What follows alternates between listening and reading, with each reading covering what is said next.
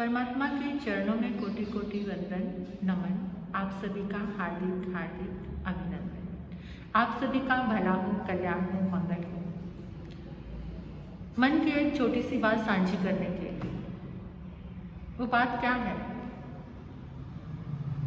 सुबह उठकर सबसे पहले मंगलमय चीज़ों से जुड़ना, मंगलमय विचारों से जुड़ना, मंगलमय भावनाओं से जुड़ना। उससे क्या होगा?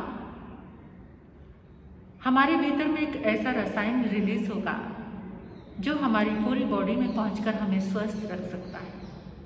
हमारा मन भी स्वस्थ रहे और तन भी स्वस्थ रहे।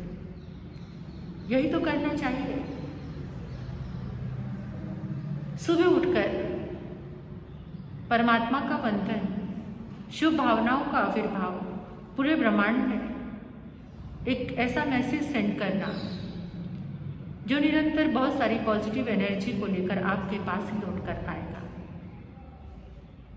आप एक बात अच्छी तरह से समझ लीजिए कि जैसा जैसा हमारा भाव और विचार होता है वैसा वैसा रसायन रिलीज होकर हमारी पूरी बॉडी में फैलता है।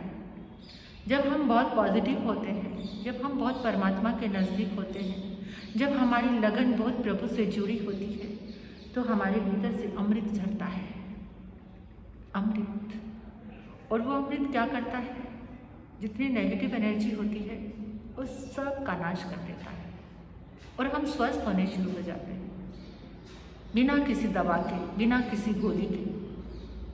तो क्यों ना इस प्यारे से मार्ग को अपनाकर हर रोज प्रसन्न रहकर स्वस्थ रहना सीख ले, मन से भी और तन से भी। लेकिन हम क्या करते हैं? हम किसी को गिफ्ट देने जाते हैं, मुंह से बहुत अच्छा बोलते हैं, बहुत मीठा मीठा बोलेंगे, लेकिन दिल को टटोल कर देखना, क्या दिल भी उतना मीठा है? क्या दिल में वही मधुरता है, या दिल कुछ और सोच रहा है सामने वाले के लिए? और फिर हम कहते हैं मैंने तो उसको गिफ्ट भी दिया, मैंने उसको इतना मीठा भी बोला, लेकिन उसका व्यवहार तो मेरे लिए चेंज ही नहीं हुआ, क्योंकि अंदर से कुछ भी चेंज नहीं हुआ। जो वाइब्रेशन अंदर है वही उनको टच कर रही है, उनके अंदर को। जो बाहर है वो बाहर को स्पर्श कर रहा है, जो अंदर है वो अंदर को स्पर्श कर रहा है। तो फिर कैसे बदलेगा कोई? हम यही उम्मीद करते रहते हैं और फिर दूसरे को दोष देते रहते हैं, खुद को नहीं। हम बनावटी दोहरा जीवन जीते हैं। ऐसे भगवान के मंदिर में जाएंगे, समाइट में बैठेंगे, ध्यान तो ना जाने कहाँ कहाँ जाता है, लेकिन अंदर से जो रसायन उत्पन्न होना चाहिए वो नहीं हो पाता, क्योंकि हम टोटली पॉजिटिव हो ही नहीं पाए। हम टोटली किसी से क्षमा याचना कर ही नहीं पाए। हम टोटली किसी के साथ मधुरता स्थापित कर ही नहीं पाए। आज तो वैसे भी फॉर्मेलिटी का जीवन जीना सबको बहुत रास आ गया है। सब लोग बनावट और बाहरी जीवन, इसलिए ना रिश्तों में मधुरता है, ना जीवन निरोग है। मतलब एक जैसा जीवन जीना तो भूल ही गए हैं। जैसे चेहरे पर भी इतनी बनावट की दुनिया आ गई है, किसी की असलियत को पहचानना ही मुश्किल हो गया है। चेहरों को भी असली चेहरा क्या है, यानी इस चेहरे के पीछे और असलियत क्या है, वो भी नहीं है।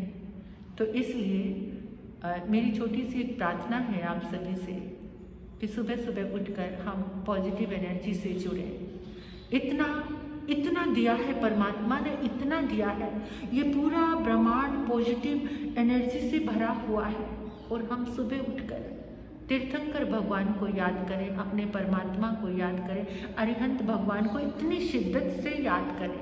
तीर्थंकर, जिनमें तीर्थ करने की शक्ति है, जो तीर्थ करते हैं, तीर्थंकर तीर्थ बना देते हैं, जो पार लगा देते हैं, जो उनका आलंबन नहीं ले सकते। क्या रात को सोते समय भी आलंबन लो और सुबह जागते हुए भी उनका आलंबन लो।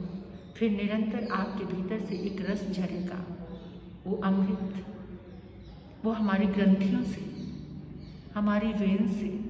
और एक बात और कहना चाहती हूँ, जिनको भी हाई बीपी रहता है उनको एक काम करना है रोज़। मैंने प्रयोग किया है इसको, इसलिए मैं आपको बोल रही हूँ। आपकी गोली दवा छूट जाएगी। आपको क्या करना है, सुबह सुबह अपने हाथों को ऐसे करके ब्रह्मांड की ऊर्जा, तीर्थंकर भगवान की समस्त ऊर्जा को प्राप्त करके इन दोनों हाथों को अपने सिर पे रखना है।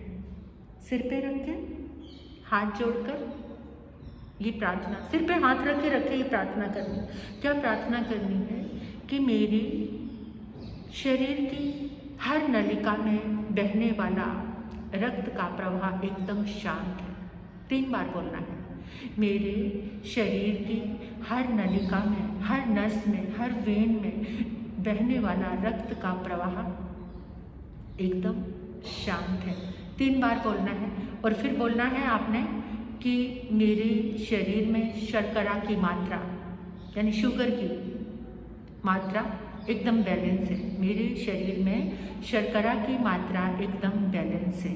ये मुस्कुराते हुए पूरे ब्रह्मांड की ऊर्जा से जुड़कर, तीर्थंकर परमात्मा के अनंत पुण्य बल से जुड़कर, उनकी शक्ति से जुड़कर आपको बोलना है।